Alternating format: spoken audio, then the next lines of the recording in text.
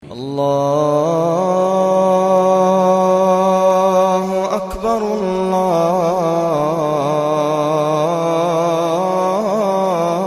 الله أكبر. أعوذ بالله من الشيطان الرجيم. بسم الله الرحمن الرحيم. السلام عليكم ورحمة الله وبركاته. الحمد لله عدد خلقه ورضا نفسه وزنة عرشه ومداد كلماته. الحمد لله عدد ما خلقت ورزقت وحيد إلى يوم تبعث من الأخدين. اللهم صل وسلم وبارك على رسولك الكريم نبينا محمد وعلى آله وأصحابه ومن تبعهم بإحسان إلى يوم الدين. أما بعد. Bapak Ibu yang cinta Allah, subhanallah, tidak ada setitik pujian pun yang kita miliki, segala pujian adalah milik Allah. Ketika kita ucapkan kata-kata alhamdulillah, adakah di dalam hati kita masih haus akan pujian?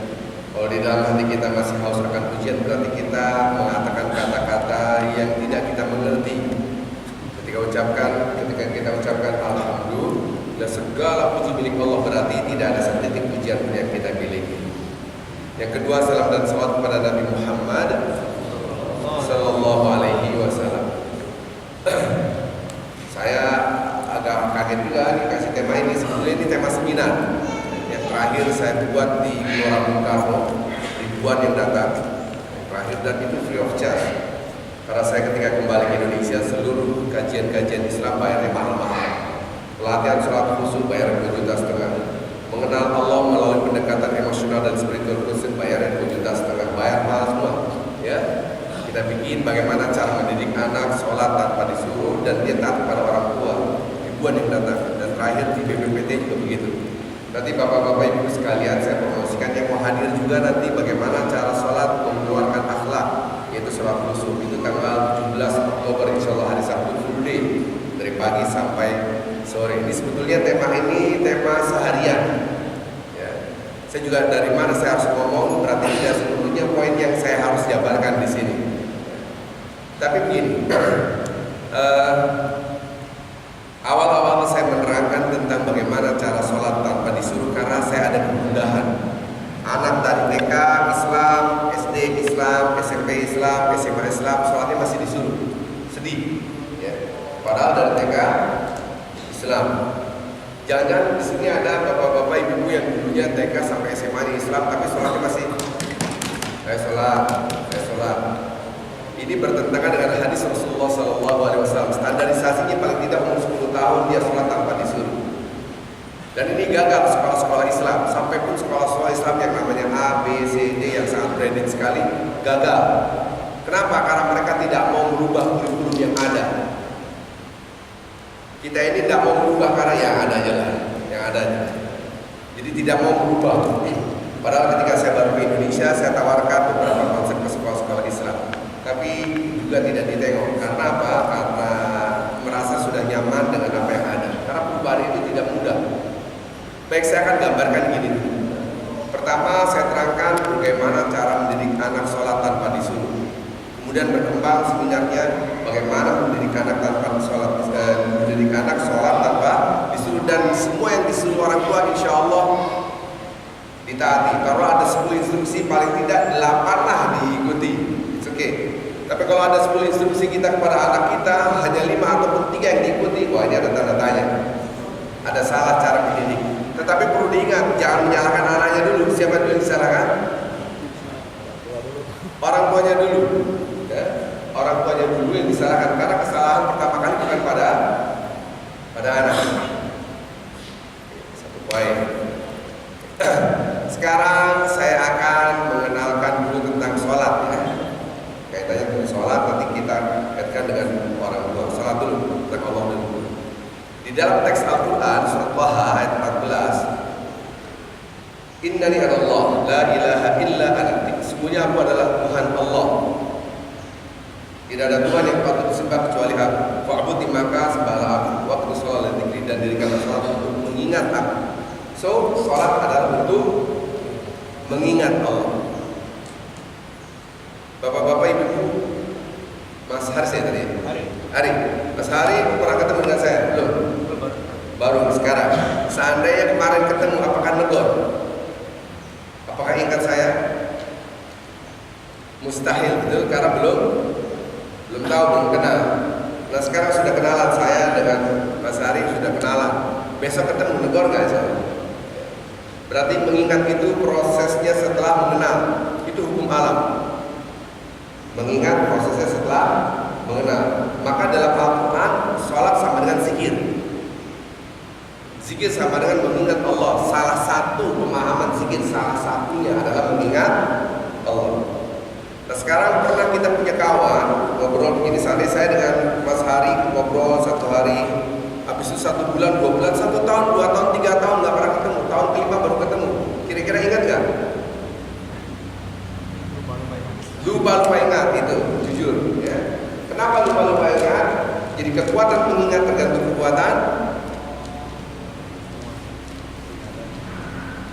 kekuatan tadi saya katakan mengingat itu proses setelah mengenal. Berarti kekuatan mengingat tergantung kekuatan mengenal. Seandainya Mas Hari ini punya kawan dulu sama-sama SD-nya, sama-sama SMP-nya, sama-sama SMA-nya, sama-sama, tanpa disadari kuliah ini bareng lagi bertahun-tahun, pisah 10 tahun, ketemu, ingat.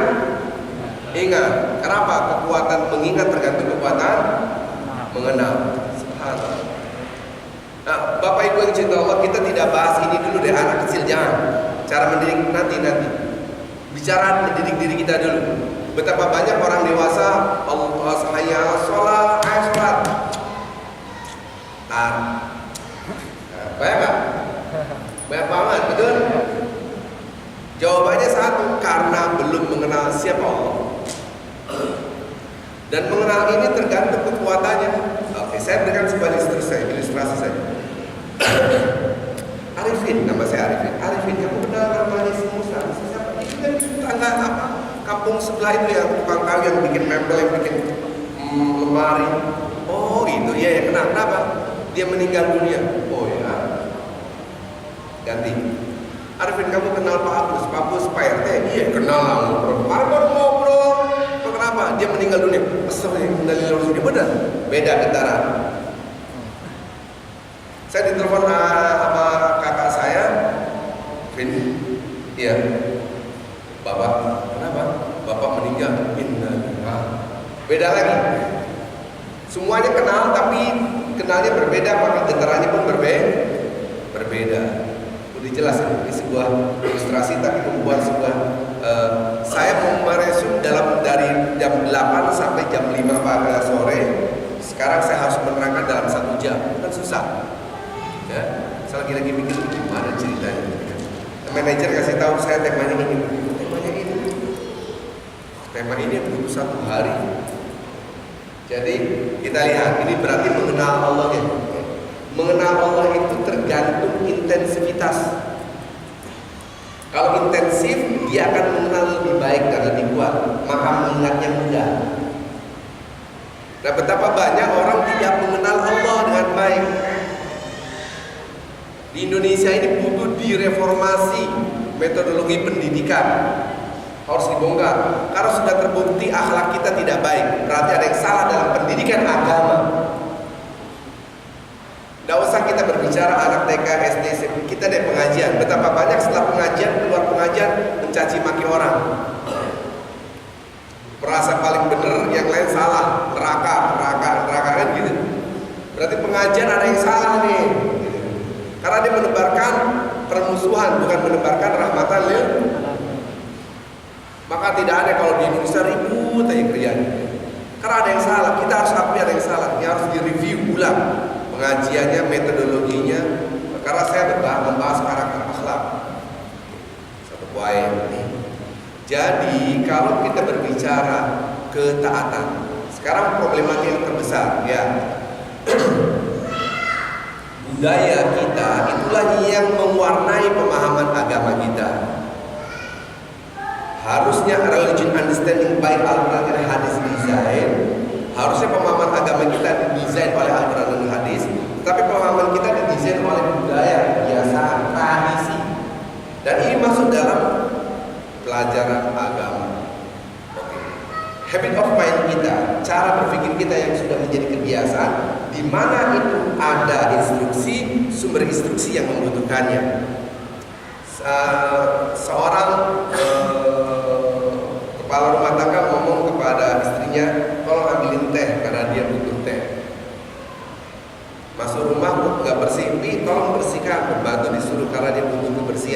karena mengganti kotor.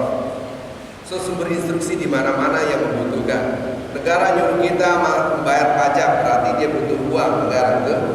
Singkat kata, ketika kita berbicara Al-Quran dan hadis ada perintah sholat, seakan-akan Allah yang butuhkan kita. Hai, dirikan sholat untuk ingat aku. Hai, berpuasalah. Hai, berzikirlah. Seakan-akan Allah yang butuh, padahal siapa yang butuh? Di sini kecampur. Maka ketika disuruh sholat, ya, seolah-olah Allah yang butuh. Walaupun seluruh manusia di muka bumi tidak mengagungkan Allah, tidak membesarkan Allah, tidak menyembah Allah, Allah tidak pernah downgrade, tidak pernah turun, tetap dia maha mulia, betul tak? Si fulan pada gak sholat, apakah Allah turun kemuliaannya? Gak ngaruh, walaupun seluruh manusia di muka bumi tinggal ditenggelamin aja, kisahnya Nabi Nuh, kelar. Sebaliknya, apabila seluruh manusia di muka bumi itu salat, menyembah Allah, mengagungkan Allah, Allah tidak nambah kemuliaannya, nggak ngaruh. Karena Allah tidak dipengaruhi oleh makhluknya, Al-Qayyum, yang maha berdiri sendiri, tidak membutuhkan apa-apa. Maka ketika kita belajar perintah-perintah di dalam Al-Quran, anak didik termasuk didik kita, perintah seolah-olah yang sumber instruksi butuh. Ini yang salah. Maka susah untuk menjalankannya. Nah, yang harus dibangun adalah kita yang butuh Allah. Ini dulu paradigmanya dulu.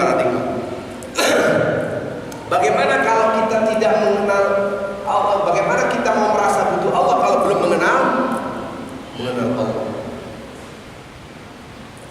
Bagaimana Anda mau menyembah Allah dengan nikmat kalau berangkat dari ini wajib, kalau nggak sholat saya dosa, Allah Akbar, maka dia ibadahnya TBC, tekanan batin kontinu, ya kan? Anda pressure daripada dosa, iya, sama yang kelar, nggak ada pembiaya badianya. Kenapa? Yang penting udah kelar. Maka itu mengukur orang cinta Allah atau tidak itu di dalam sholat badiah, pembiayanya di situ, bukan di wajibnya. Kalau di wajibnya semua ngerjain. Proses penyaksian itu di sunnahnya. Oke, saya tidak bahas sunnah dan wajib, ya. Baik, lanjut. Nah, ketika kita menjalankan ibadah, sebetulnya saya butuh menanamkan saya butuh Allah itu dari kecil. Mengenal Allah dari kecil. Jadi yang pertama adalah mengenal Allahnya dulu. Nah, sekarang kita mengenal Allah ini beda-beda nih di sini. Udah sholat, Allahu Akbar. Malas banget hari ini, udah pakai baju jemur nih. Pikir jemuran nih. Maksudnya yang di sana, sini enggak. Ya nggak beda, ya. Jadi kalau kita perhatikan sholat kita ini betul-betul membutuhkan Allah atau memang dosa. Dosa itu penting untuk kita ingat, tapi perlu diingat teks Al-Quran manusia dibagi dua. Imma syakir wa imma kafur. Washkuru lillahi kuntum iyyahu ta'budun. Surah Al-Baqarah 172 yang tadi surah Al-Insan. Manusia itu ada yang bersyukur, ada yang kufur. Al-Quran mengatakan, bersyukurlah kepada Allah kalau kamu benar-benar beribadah kepadanya. So yang menggerakkan kita ibadah adalah syukur. Ya, yang menggerakkan ibadah kita adalah syukur. Wa syukuri wa liwali. Bersyukurlah kepada aku dan kepada kedua orang tuamu, bergabung. Berarti orang tua dengan Allah titik temunya adalah bersyukur. Ini penting. Jadi bagaimana Allah bersyukur kalau tidak menghitung nikmat? Ada perhatikan, berarti mengenal gimana mengenal? Kalau tidak intensif, kekuatan mengenal itu tergantung intensivitas. Kalau cuma begitu doang lemah ingatannya. Oh, berarti ini saya resume langsung biar cepat. Karena sebetulnya harus kasih contoh yang banyak.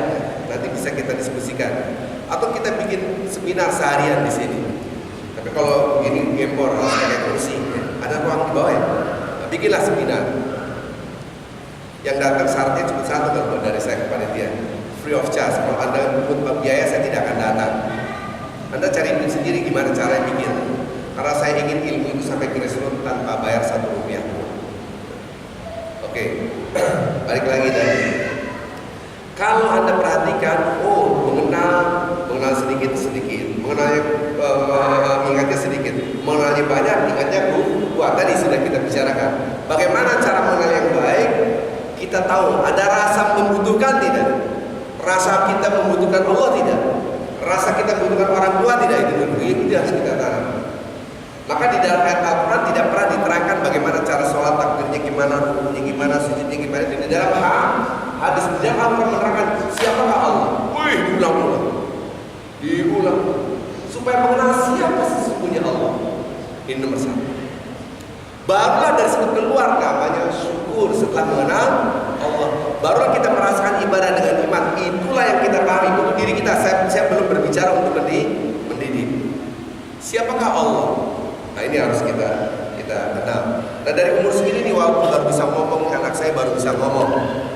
Udah kita praktekin siapakah Allah. Kamu namanya siapa? Ini kita kasih contoh nih contoh. Makanya cantik sekali siapa yang ingin menang?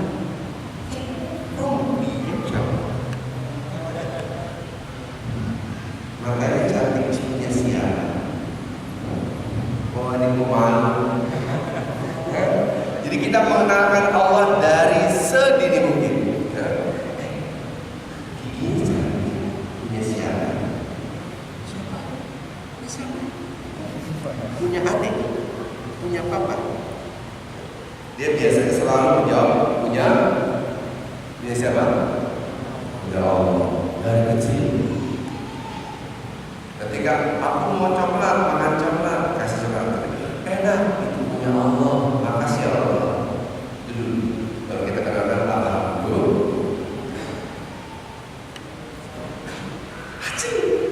Alhamdulillah. Contoh, kan? Ini siapa yang mengeluarkan itu adalah Allah yang memberikan. Terus, habis berpisah, alhamdulillah. Terus, ini siapa yang menggerakkan Allah? Ini semua Allah. Ini punya siapa? Namanya punya siapa? Cetak. Siapa? Itu satu.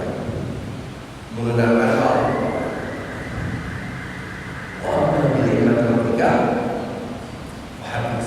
Bicarakan nikmat yang telah kau rasakan dari Tuhan. Cari. Itulah yang kita harus install di dalam diri kita dulu. Baru ngomong orang lain, misalnya anak. Jangan berbicara anak dulu, jangan. Anda mimpi besar, bohong besar. Kalau orang tuanya sholatnya ogah-ogahan, terus anaknya mau sholat tanpa disuruh, bohong banget. Jadi suri tauladan itu penting, teladan itu penting. Nah kalau kita pun di dalam hati kita under pressure, ya sholat itu baru sholat lagi. Di dalam hati orang tuanya begitu, jangan mimpi anaknya sholat tanpa disuruh. Itu bohong. Maka di dalam hati orang yang sholat memang harus bisa menikmati sholat. Orang akan bisa menikmati sholat harus berangkat dari syukur, bukan dari wajib.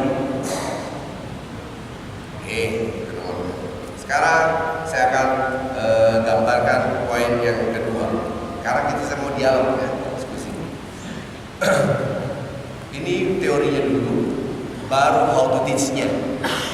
Ini paradigma namanya, ini kerangkanya dulu, baru bagaimana cara mendidiknya. Kalau orang menjalankan perintah, dia berangkat dari apa yang diperintahkan, maka dia menyebar. Ya. Biasanya orang menjalankan perintah itu yang dilihat pertama kali bukan perintahnya, siapa yang ngomong. Ya kan? Waktu itu anak-anak muda dikumpulin di daerah Kuncin, ada sekitar 50-an lah. Para perokok semua, anak-anak muda. Jadi ada orang mau menarik anak-anak muda untuk aktif di agama suka sholat begitulah. Kita duduk sama-sama pakai kaos. Kemarin pakai karena saya di situ kan, udah ada di situ kan. Saya bilang matiin rokoknya, karena dia belum kenal. Habis itu datang ustaznya, Ustaz, mana ustaz yang mau diundang? Itu dia, saya. Ustaz langsung itu pada dimatiin itu. Yang tadinya pada selonjoran, Ustaz, langsung ditekuk itu kaki langsung begini semua. So, orang itu terpengaruh karena siapa yang berbicara, betul? Tanpa ada sadar. Subhanallah. Ada teman, di mana nih? Sini dong, teman biasa. Coba dosen Anda yang menentukan skripsi Anda. Sini, oh iya Pak, kan gitu. Beda. Maka sumber instruksi ini harus kita fokuskan. Nah, kebanyakan orang sholatnya difokuskan, bukan sumber instruksinya. Oke, ini yang harus kita lihat. Syukur itu apa? Kufur itu apa? Nah, saya akan cerita dulu. Saya mukadimah sebelum poin yang kedua saya terangkan. Mukadimahnya dulu kisah Nabi Adam. Bapak Ibu, ini poin yang terbesar dalam seminar. Ini yang saya akan berikan. Interpretasinya, prakteknya tidak cukup waktu. Tapi kalau Anda dapat ini, dapat seminar ini.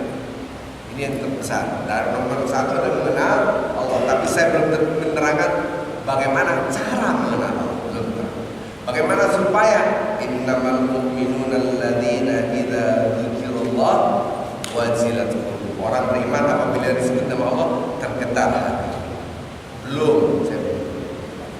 Tapi sudah menerangkan mengenal langsung intensif. Itu titik. Nah, sekarang poin kedua. Saya cerita dulu Nabi Adam dan Hawa. Nah, jadi ketika kita lihat, jadi kalau kita lihat Nabi Adam diperintahkan oleh Allah jangan dekat pohon. Itu namanya larang. Manusia cuma dua, disuruh perintah dan dilarang. Agama cuma dua, betul? Ini tafsir tentang ujian pada ayat 1, 2, dan 3 dalam surat Al-Insan. Perintah ada sinetronnya, kisah nyata, yaitu iblis. Dia nolak. Larangan diberikan kepada Adam dan Hawa. Dia melanggar, dua-duanya dikeluarkan dari surga. Saya tidak bahas siksanya, semua tahu ceritanya kan gitu.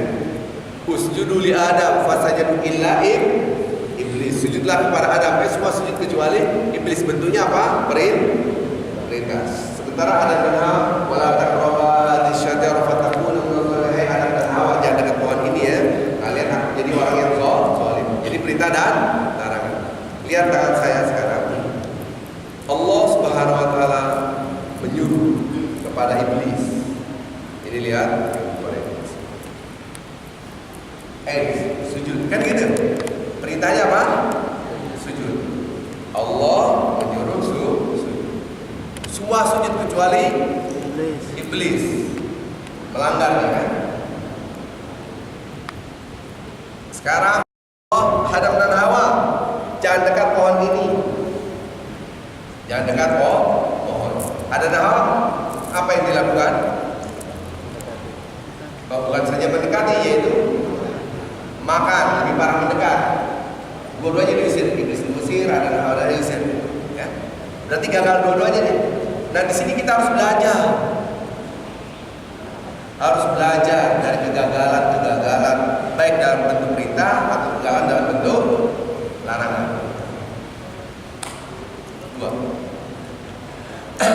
Kalau kita perhatikan dialog antara Allah Subhanahu wa taala dan iblis, apa? Iblis mengatakan, "Tsammala'atiyannahum min baini aydihim wa min khalfihim wa an aymanihim wa an shama'ilihim." Dan saya akan serang manusia dari segala penjuru, dari depan, dari belakang, dari kanan, dari kiri. Tujuannya apa? Agar kebanyakan manusia tidak bersyukur. Pegang kata-kata setan ini, agar manusia tidak bersyukur. So setan menggoda kita agar tidak bersyukur. Pecahan dari tidak bersyukur inilah yang disebut dengan maksiat. Apapun bentuk maksiat.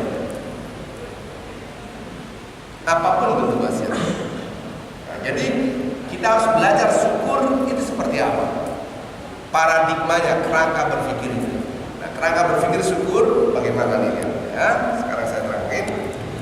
Saya berikan ilustrasi. Hai malaikat seluruhnya sujud. Semua sujud kecuali iblis.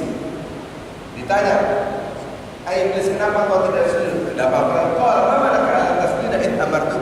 Kenapa kau tidak sujud ketika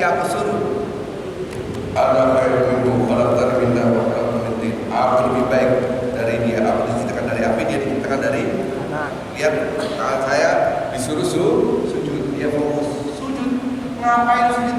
Emang siapa dia? Junior, senior, dari tanah, ada dari api. Dia fokus pada aktivitas sujudnya. Harusnya fokusnya kepada siapa?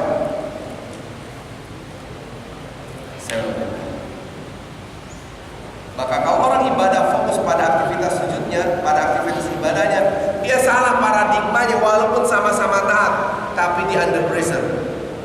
Itulah tidak syukur. Bapak Ibu, ini penting sekali, amat sangat penting. Bukan untuk anak didik kita. Saya belum bicara anak didik, bicara diri kita. Ada mawar, jangan dekat pohon ini. Oh ya, karena ada apa di pohonnya? Ya deket dia sama dia fokus pada itu. Saya berikan ilustrasi. Sekarang di sini anak saya. Saya suruh. Ada rumah. Oh ya papa. Seandainya anak saya kalau ini masih kecil, belum mengerti. Seandainya saya seorang ibu, saya suruh anak saya, nah tolong ambilin jemuran. Bunda lagi sakit. Anak pertama namanya si George, enggak, berarti dia tidak tahu. Anak kedua namanya Obama, aneh-aneh. Obama ambilin jemuran, Bunda lagi sakit. Bunda pura-pura sakit kali, panas-panas, jemuran lagi, dimasak lagi. Dia gerutu, dia ngerjain tapi gerutu berapa? Masih 4 lagi. Dan terus kira-kira ibunya seneng nggak? Dia mengerjakan tapi menggerutu. Dia fokus pada ambil jemurannya, tapi dikerjain. Masih 3 lagi, ambil lagi. Udah beneran sakit kan? Bantuin apa? Suruh 5 3 aja deh. 5-5-nya iya. Ngerjain tapi hati ibunya. Kalau gitu nggak usah tunggu dah. Ya nih kira-kira gitu. Beda dengan anak yang baik. Taruhlah anaknya namanya dia ambilin jemuran. Oke udah.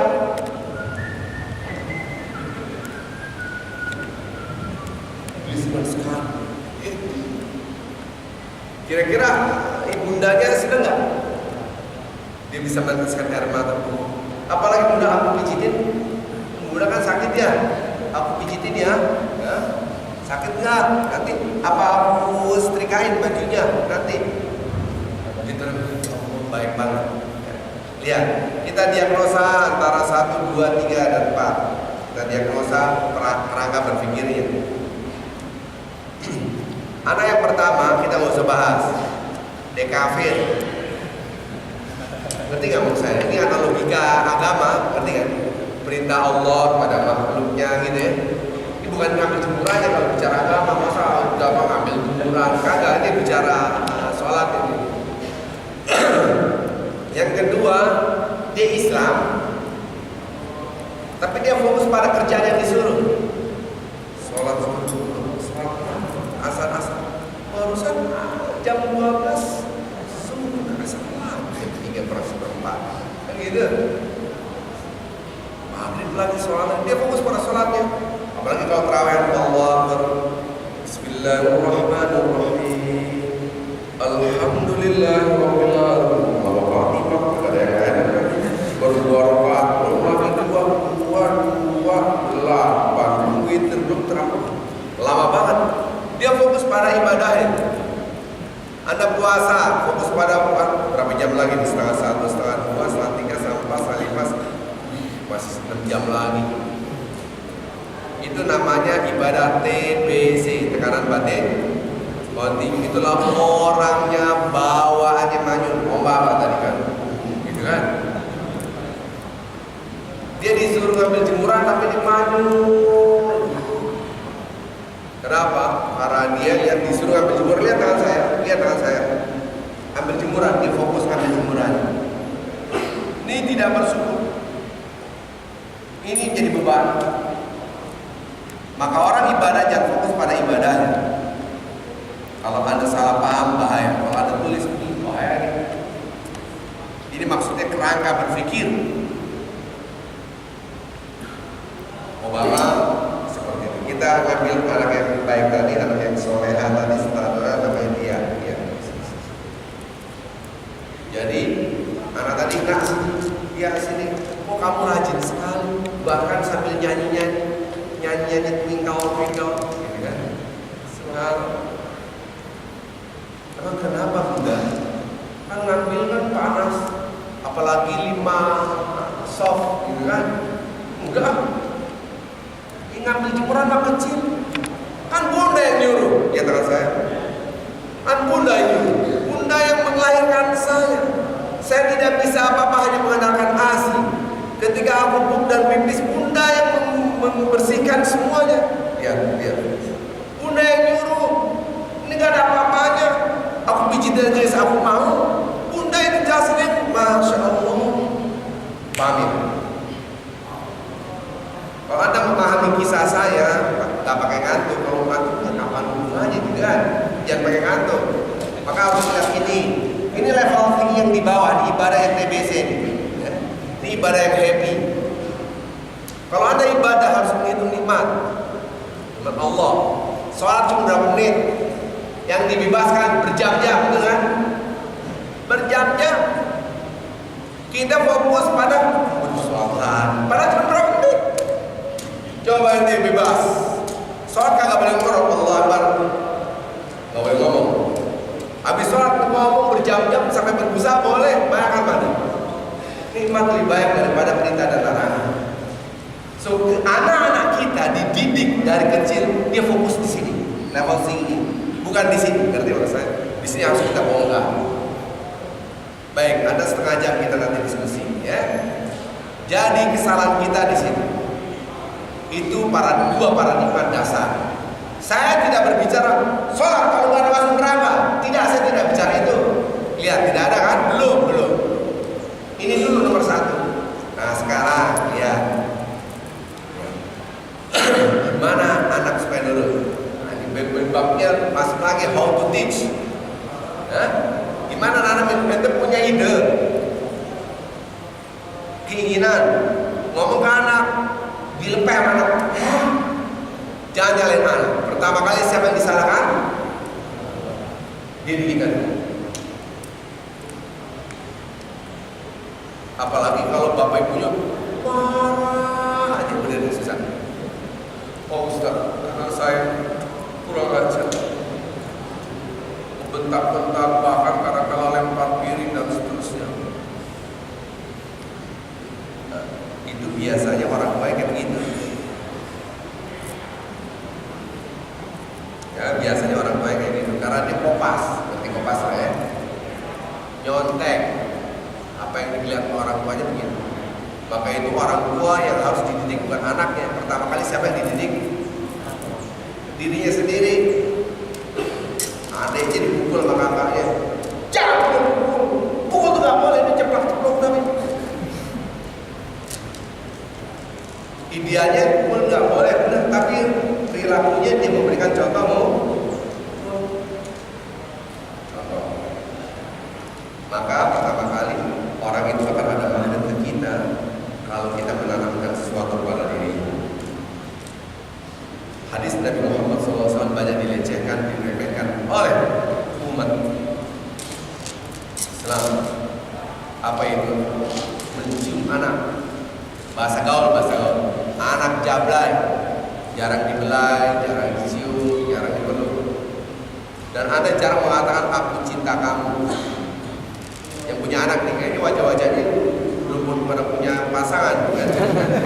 Ngomongnya jadi agak susah nih. Kecuali bapak mungkin udah punya cucu, gitu kan? Dia ada punya cucu, ini wajah-wajah muda semua, gitu kan? Ya tapi nggak apa-apa lah, gitu kan? Jadi perbanyaklah mencium dan memeluk anak. Itu satu. Yang sudah punya anak, bapak-bapak, kayak bapak udah punya anak pasti ya. Nanti wajah dia tua saya, gitu kan.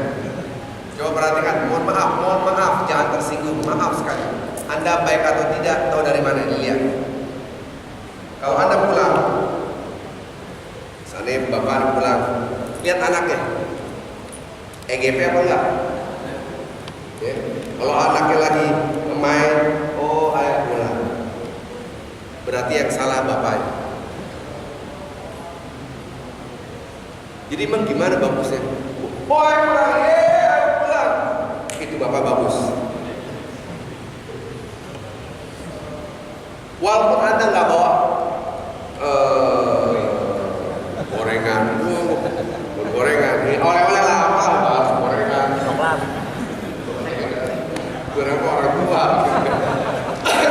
Ada mah roti, mah coklat, mah es krim, gitu kan? Ya apa?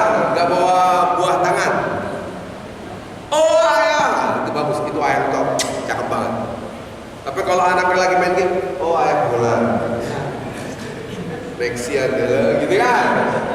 Jadi ayah yang salah nih. Ini menunjukkan bahwasanya Anda tidak mampu menaklukkan hati. Orang seperti ini, ayah seperti ini, susah nyuruh anak. Tes aja. Seandainya Anda bisa ngambil itu teh, ngambil air bisa. Nah, tolong ambil sendiri, ya nggak bisa. Sakitnya di mana? Gitu kan? Jangan, kamu anak durhaka harus taat sama orang tua, gitu kan? Masa disuruh gitu aja? Anaknya mengerjakan TBC. Dia taat waktu kecil, udah gede dia berontak, posisi langsung berbahaya. Ketika bapak mau apa lagi? Udah berubah ya hatinya begitu. So, kebetulan saya agak dua kakaknya ini udah agak besar, tolong ambil minum, berebut dia. Aku kan ayah, berebut. Nah, tetap berarti bukan mentokkan saya dah. Bagaimana cara Anda merasa apa yang disuruh dia ikut? Tadi anak saya soal sini ya, kemana-mana dia, jangan cerit-cerit. Oh ya, dia nggak pakai suara. Dia ngomong nggak pakai suara, nggak boleh cerit. Kenapa bisa diatur? Karena kita selalu mencium dan memeluk dan mengatakan saya sayang, aku sayang, dan terusnya sebanyak mungkin, dipeluk dan dicium. Itu adalah sunnah Rasulullah Sallallahu Alaihi Wasallam. Yang dahsyatnya itu Umar mencopot gubernur gara-gara tidak mencium anak. Jadi waktu itu Umar bin Khattab sebagai khalifah. Jadi setelah Rasulullah wafat, setelah Abu Bakar wafat, Umar menjadi khalifah. Terus ada anak kecil pada jalan-jalan bercanda, Umar ada di sini, ada di sini.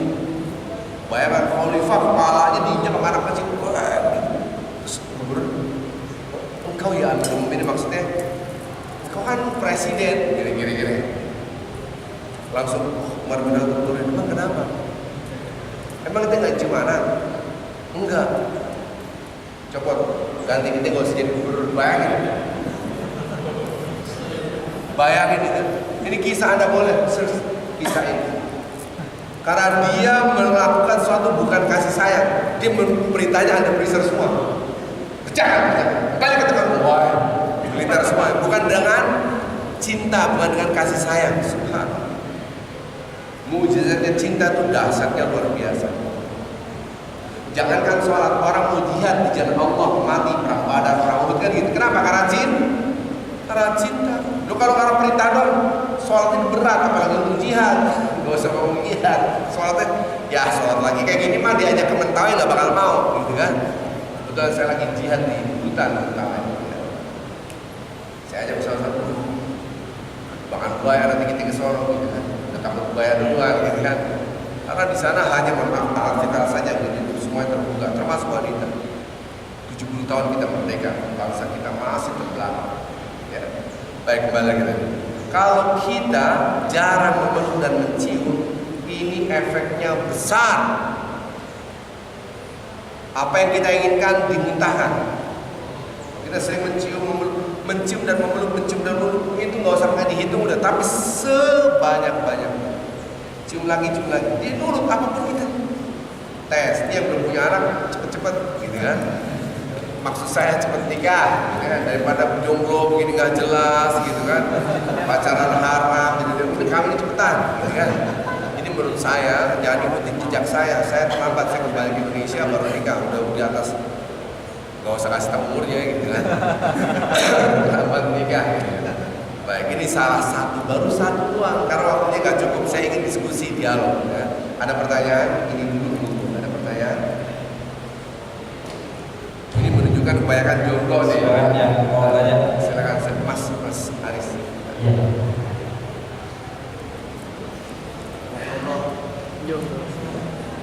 Oh, ini jelas wajahnya udah punya anak ya. Belum.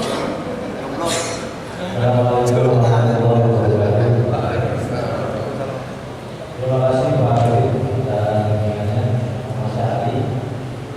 Saya sudah punya mau 3. Alhamdulillah saya memang itu saya buktikan dan memang cara menjaga Allah dan Allah.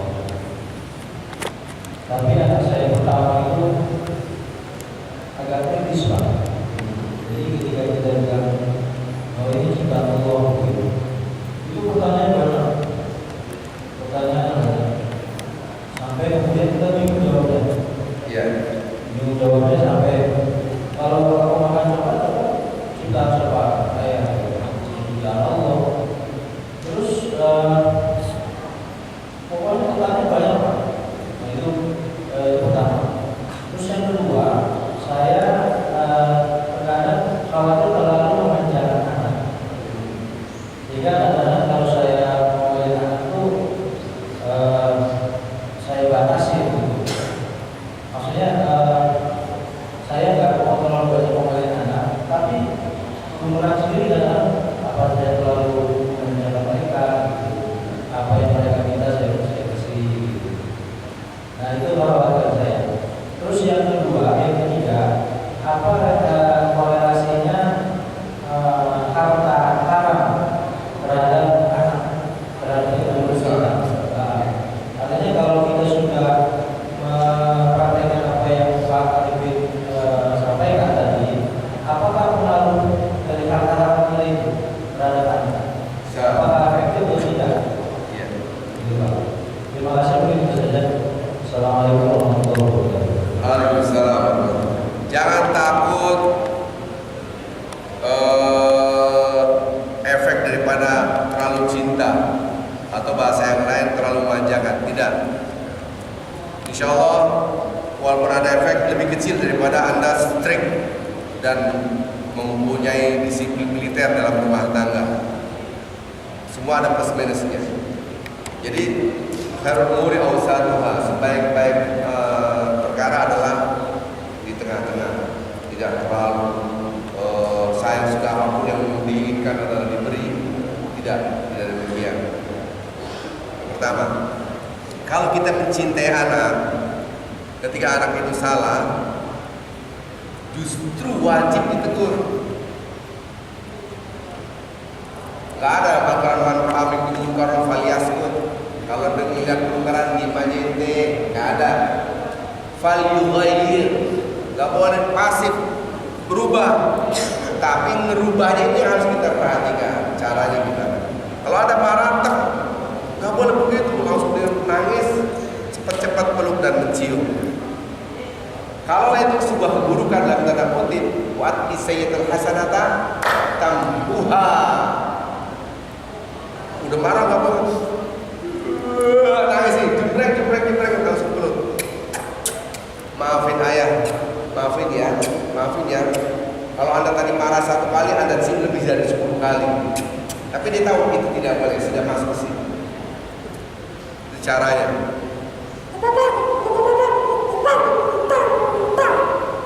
Terus habislah dia. Di dalamnya itu remuk. Besok-besok udah gendek. Dan itu tersave. Nah, untuk menghilangkan itu Anda harus membuat kebaikan yang jauh lebih banyak. Tapi dia tahu ini tidak boleh. Yang kedua, pertanyaan banyak kritis. Khatibun nas ala hasbi uqulihim. Ngomong sesuai dengan level thinking dia. Emang Allah yang menciptakan ini, ayah? Iya. Masa Allah bikin coklat? Pabriknya di mana? Pabrik coklat punya Allah. Kan gitu, itu pertanyaan. Anak saya juga pertama kali ini dari Allah. Ini dari siapa? Ini matanya dari siapa? Dari Allah. Ini makanan dari siapa? Dari Allah. Semakin besar, ini dari siapa? Dari putih. Putih yang beli, bukan Allah yang beli. Putih itu maksudnya yang putih. Apa neneknya. Kan belinya di Carrefour gitu kan. Allah yang akan sebut. Gitu kan. Oke. Stuck sampai di situ. Nah, putih itu dari Allah, enggak dari beli. Nah, yang dagang itu dari Allah. Ketok dia, ketok. Lama-lama kan besar dia nih. Besar. Kita bawa. Saya bawa ke sawah. Waktu itu saya pulang kampung. Di sawah itu lagi panen padi. Coba lihat ya. Ini beras dari padi nih. Padi itu. Ini yang nanam orang, yang ngasih matahari siapa? Yang ngasih udah nyambung. Sesuai dengan level thinking. Anak saya nomor 2 masih kecil gini. Pak, Allah Maha Besar. Iya. Jangan Allah dari Pak. Pakai jangkung. Tuh kan sama gitu kan. Yang kakak punya anak bingung nih. Belum ngerasain. Ntar lah ya. Buruan makanya buruan. Gitu. Nasihat saya cepet-cepet nikah Anda. Nasihat saya. Apa yang terjadi? Saya bilang apa? Iya, Allah lebih besar dari ayah. Jawabannya begitu. Jangan ngomong, oh tidak, Allah itu zat yang maha dahsyat. Mati tuh anak langsung.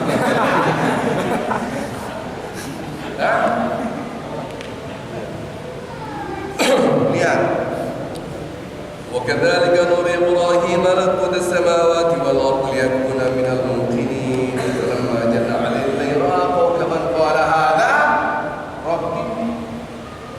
Dan demikianlah kami perlihatkan kepada Nabi Ibrahim kerajaan langit dan bumi serta sisinya semua diperlihatkan agar dia termasuk orang-orang yang yakin. Falamma janna 'alal lail, ketika datang gelap, ra'a kawkaban, dia lihat bintang. Ini Tuhan. Itu bukan anak kecil. Itu dari Ibrahim. Dia ini Tuhan. Kan Allah nggak langsung marah-marah. Salahin, musik ente jadi gituin. Tahu nggak? Bintang hilang bintang keluarlah namanya bulan. Ini Tuhan. Musyrik. Itu bukan Tuhan. Nih ada Tuhan. Jadi gituin sama Allah. Keluar lagi namanya matahari. Hadza rabbi hadza akbar. Gitu kan? Ini Tuhan gua ini lebih gede, ini keren banget. Salah enggak digituin. Ini Nabi Ibrahim maksud saya. Enggak digituin. Maka Allah tidak ngejudge pada makhluk karena dia masih under proses. Lihatlah anak kita under proses. Ketika anak kita melakukan kesalahan, ingat itu proses. Mohon maaf, Anda sekarang jadi soleh itu pun dulu gak bener, gitu lah. Ya, gitulah. Ya, nggak usah takut. Aneh deh, gitu kan. Aneh paling bandel, gitu kan. Kalau ada orang tua ada di sini, tanya aja. Harus bandel banget. Kita ada proses, betul kan? Maka itu walaupun Anda soleh ditanya apa? Husnul khotimah, kan gitu. Jangan Anda sombong dengan kesolehan Anda. Kita nggak tahu di depan kita ada waktu ada nafsu, ada setan gawat nih. Maka kita tidak boleh sombong dengan kesolehan kita. Ketika anak salah, jangan Anda label judgment. Kagak bener dia anak, jangan. Dia proses, ada proses. Nabi ngeliat bintang, oh ini Tuhan. Berarti kan bintang makhluk kelihatan itu Tuhan harus kelihatan. Itu Nabi dibiarin karena ada proses. Papa, Allah lebih tinggi dari Papa. Jawabnya apa? Iya betul, gitu aja.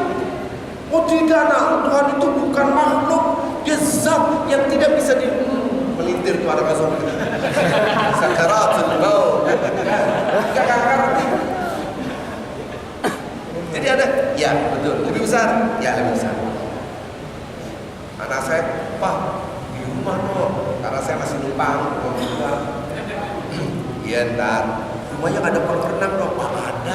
udah ada, lebih bagus dari ini semua. Emang papa kaya? Enggak, papa nggak punya apa-apa, tapi dikasih mau yang kaya banget. Ya kesono ntar mati. Ya. Sekarang barang siapa membangun maksudnya dibangun surga di istana kan gitu, dibangun istana di surga, kita dapat istana. Subhanallah. Ini pemahaman ini semua ketika kita lihat pemahaman anak itu masih levelnya sini, tidak apa-apa. Terus Allah melihat ya, terus mata Allah besar ya. Iya nah, besar sama. Emang sampai di situ, mata Allah besar sekali. Ya, udah titik. Anda nggak bisa mengatakan tidak, Allah itu tidak pakai mata tapi melihat. Punya nggak pakai mata melihat. Susah. Level itu nggak nyandak. Yang salah bunyinya. Kira-kira gitu ya. Yang terakhir harta haram. Bapak Ibu yang cinta Allah Subhanahu wa taala. 1 sen pun Anda makan, jangankan kepada diri Anda pengaruh, apalagi kepada anak. Besar sekali. Maka rata-rata para koruptor anaknya kagak benar. Pengusaha yang ngambil hak stafnya, lihat pasti berantakan. Ada yang nggak benar. Itu pengaruh besar yang haram. Maka itu hati-hatilah Anda mencari nafkah. Ini halal atau haram? Gak usah ngomong anak. Kita mau makan nih, doa aja kan. Allahumma barik lana, ujungnya benar. Wakinan ini menyebabkan api kan? Ini makanan saya menyebabkan api kan? Kalau bahasa saya ini susah kalau ditalam. Surga dan neraka itu udah kelihatan di dunia. Sebagai bukti, Rabbana atina fid dunya hasanah wa fil akhirati hasanah. Kasih dunia yang baik, akhirat yang baik. Akhirat yang baik di surga, betul kan? Akhirat yang hasanah itu baik, bagus, enak, enjoy, happy. Nah kalau hasanah surga, dunia hasanah berarti surga. Maka itu orang pun calon penghuni surga ini, mayat ini, calon jenazah ini, calon mayat mau diambil nyawanya, datang ke malaikat jreng, gitu kan? Malaikat panggil orang ini, ya ayat Tuhan nafsul mutmainnah, hai jiwa yang tenang, dinikmati, dipanggil dia hai jiwa yang tenang, berarti dia dalam hidup dia mempunyai ketenangan jiwa. Itulah surga dunia. Dia dihina orang ini santai. Dia punya prinsip, dikarenakan ini dia punya ketenangan jiwa. Dia dapat surga dunia udah. Pahami lah maksud saya, surga dunia tentu sudah ada tanda kutip, sudah cuma satu di akhirat. Neraka juga gitu. Maka orang yang makannya tidak baik, haram, hidupnya berantakan. Pasti udah disiksa duluan di dunia, belum lagi di akhirat. Maka Anda punya teori sehebat apapun tentang pendidikan Islamic parenting, apapun bahasa pendidikan anak, kalau Anda ngasih makan yang haram, pasti susah. Susahnya menambah. Maka ada Islam berkah. Nah, ini. Ya Allah berikan aku rezeki halal thayyiban mubarakan. Ya Allah berikan rezeki yang halal yang berkah kan gitu. Yang luas yang berkah. Berkah itu apa sih? Nah, ini harus kita pahami berkah. Berkah itu secara bahasa az-ziyadah. Az-ziyadah itu nambah. Nambah apaan? Nambah kebaikan, dan kebaikan yang kau harapkan adalah dekat dengan Allah. Maka harta yang berkah adalah harta yang mendekatkan kita kepada Allah. Nah, kalau ngambil nyolong dalam bentuk nyolong banyak, atau makan riba juga haram, makan bunga bank itu haram. Yang mengatakan nggak apa-apa, dia belajar gitu aja deh. Karena ini spesialisasi saya, bidang saya. Jadi kalau dia makan yang haram, itu jelas-jelas haram, itu pasti jauh dari Allah. Darah dagingnya ini menyebabkan energi kan? Kita makan kan ujungnya energi, ini makan ujungnya energi betul ya. Saya tidak bahas itu karena itu counselingnya seorang saintis, apa seorang. Tapi energi ini susah untuk mendekatkan kepada Allah. Sholat susah, ngaji susah. Bapak Ibu duduk di sini bertahan sekian menit karena pakai energi kan? Gerak ke masjid pakai energi. Energi dalam tubuh Anda adalah membawa keberkahan. Tapi kalau tidak mendekatkan diri kepada Allah, maka itulah energi yang tidak bawa berkah. Maka kalau kita makan, Allah membarik, berkahi makanan ini. Karena ujung makanan adalah energi ini yang menyebabkan kita lebih dekat dengan Allah. Nah, kita memberikan energi kepada anak istri kita agar dekat dengan Allah. Tidak boleh energi yang negatif, maksudnya yang haram. Itu besar sekali. Jadi kadang-kadang saya tanda tanya, ini orang sekarang ini udah tuanya soleh banget, kan? Hartanya di mana-mana, tapi anaknya nggak ada yang benar. Kita tidak tahu harta itu dari mana dia cara mengambilnya. Nah ini yang berbahaya sekali. Jadi Bapak Ibu, ini sekarang saya kasih gambaran. Orang santai, mabahun, nggak nyolong tapi mabahun, makan gaji buta. Yang satu semangat kerjanya dia ngomong, ini semangat santai aja, gaji sama mana, ya santai aja. Kalau ada bos baru semangat daripada dipecat, kan gitu. Ada bos pun semangat, nggak ada bos santai. Besoknya santai, besoknya biasanya pegawai negeri ini kayak gini. Ya kan? Apa yang terjadi? Hartanya tidak berkah, nyolong juga. Tapi dia mendapatkan harta bukan dari usahanya dengan keringat dia di santai aja. Pagi-pagi ngopi, baca koran sampai siang, habis itu lunch, keluar, balik lagi ke kantor jam sekian, balik kontrol ini. Yang satu semangat kerja, itu goreng semangat, mau semangat santai aja, itu gaji sama, semangat juga gitu aja gajinya, mikir, akhirnya terpengaruh. Kalau ada orang begitu ngomongin, alhamdulillah. Gitu, ya. Lihat, taruhlah hartanya gampang aja lah, taruhlah hartanya 2 juta, 3 juta ini berakhir, ya. Hartanya sama-sama dapat 2 juta nih. Yang satu makan masih utang, makan 2 juta di santai, tapi dapat gaji. Yang penting kita terdaftar absensi datang ke keluar kalau tidak kerja. Yang satu kerja semangat, saya kasih tahu, lihat anaknya, lihat anak Anda. Lihat istri Anda, lihat kehidupan keluarga. Hasil magabun menghancurkan anak dan istri. Perhatikan, karena itu tidak berkah. Nggak ada yang nggak hafal sih, pasti hafal. Ya. Billahi ma fis samawati wa ma fil ardh. Wa ma fi anfusikum aw tukhfuhu yuhasib. Bahasa gaul. Semua di langit dan di bumi, semua di Allah. Termasuk diri Anda, tangan, waktu Anda, sel tubuh Anda, darah, semua di Allah. Apa yang kalian ungkapkan, mengungkapkan, kalian nyatakan, yang kelihatan atau yang kalian sembunyikan, kalian rahasiakan, wasngkapan santai aja. Akan dihitung Allah. Allah bikin perhitungan. Bukan berarti yang santai dari gajinya 2 juta jadi 1 juta, enggak, tetap 2 juta. Tapi Allah bikin perhitungan. Entah dia keluar, maunya anaknya sakit, maunya anaknya jatuh dari motor, atau dia jatuh dari motornya rusak, perbaikan, kakinya patah, biayanya habis 3 juta, min.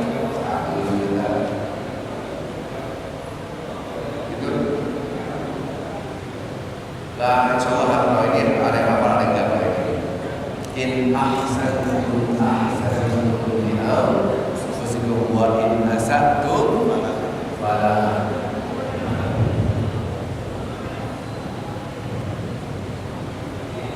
Kalau Anda berbuat baik, kata saya, kebaikan itu aku balikan buat diri Anda sendiri. Kalau Anda berbuat jelek, balik lagi buat ente. Al-Quran bukan saya loh. Kalau ini hafal ya, rata-rata yang ini. Laha kasabat wa 'alaiha. Oh, kan hafal. Bahasa Indonesia, orang itu dapat kebaikan, buah dari kebaikan yang dia dapat kesengsaraan akibat kejelekan yang dia kerjain.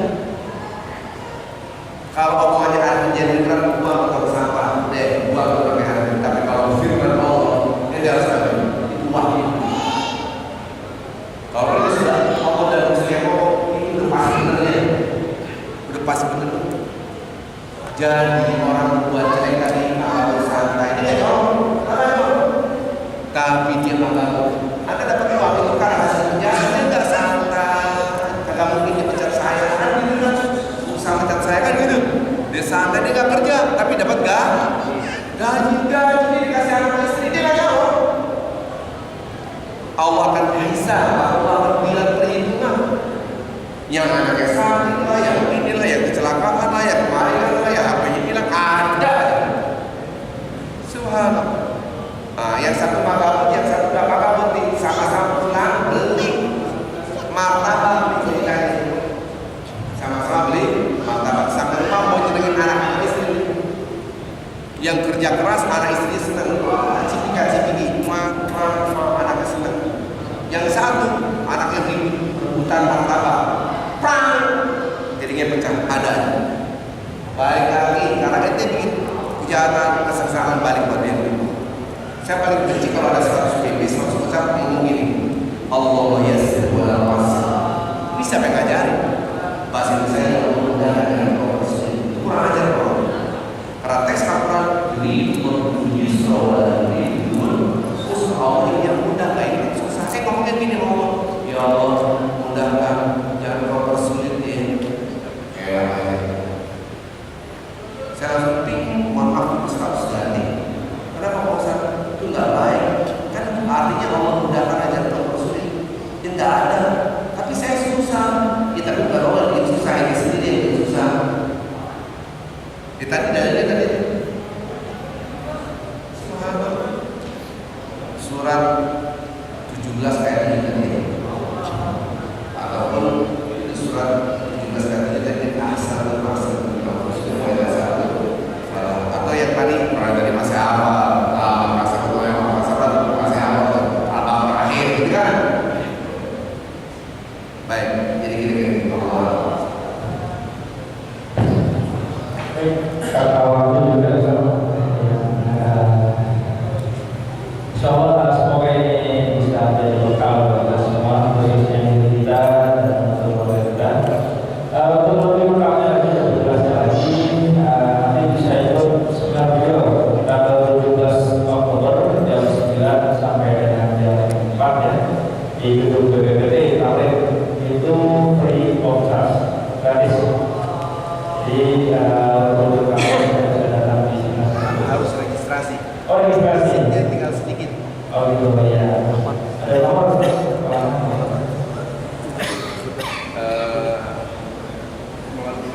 Oh boleh. Nanti yang bilang bisa saya kasih namanya dengan nomor HP. Jadi nama nomor HP. nomor ya. Kayaknya nanti kasih berapa nama, berapa sih dia minta.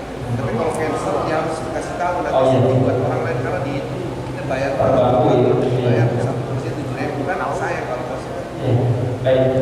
Insyaallah surat dari Allah kepada Ustaz Haji Jairat. Waktu sini. Insyaallah barangkali bisa kami doakan.